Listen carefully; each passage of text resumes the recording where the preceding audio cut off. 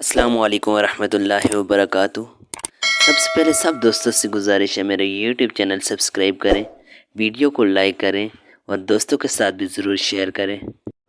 مکھیوں کا حضور صلی اللہ علیہ وآلہ وسلم سے باتیں کرنا۔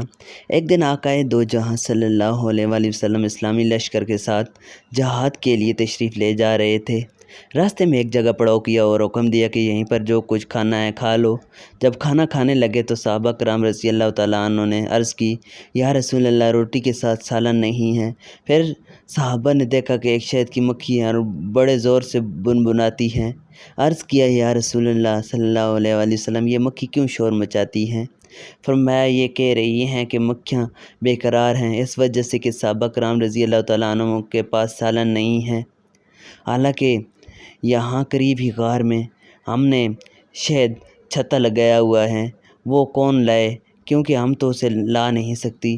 پھر فرمایا، پیارے علی رضی اللہ تعالیٰ عنہ اس مکھی کے پیچھے جاؤ اور شہد لے آؤ۔ چنانچہ حضرت حیدر کرار نے ایک چوہی پیالہ پکڑ کر اس کے پیچھے ہو لیے۔ وہ مکھی آگے آگے اس غار میں پہنچ گئی اور آپ نے وہاں جا کر شہد صاف مصافہ نچوڑ لیا اور دربار رسالت میں حاضر ہو گئے۔ سرکار دو عالم صلی اللہ علیہ وآلہ وسلم نے وہ شہد تقسیم فرما دیا۔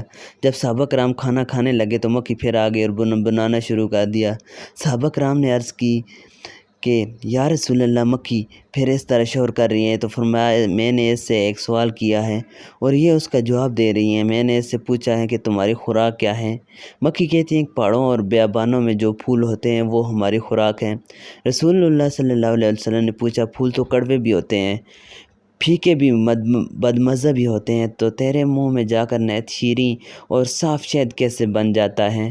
تو مکھی نے جواب دیا، یا رسول اللہ صلی اللہ علیہ وسلم ہمارا ایک امیر اور سردار ہے، جب ہم پھولوں کا رس چوستی ہیں تو ہمارا امیر آپ صلی اللہ علیہ وسلم کی ذات اقدس پر درود پاک پڑھنا شروع کر دیتا ہے اور ہم بھی اس کے ساتھ مل کر درود پاک پڑھتی ہیں، تو وہ بدمزہ اور کڑوے پھولوں کا رس درود پاک کی برکت سے میٹھا ہو جاتا ہے اور اس کی برکت اور رحمت کی وجہ سے وہ شہد شفاف بن جاتا ہے۔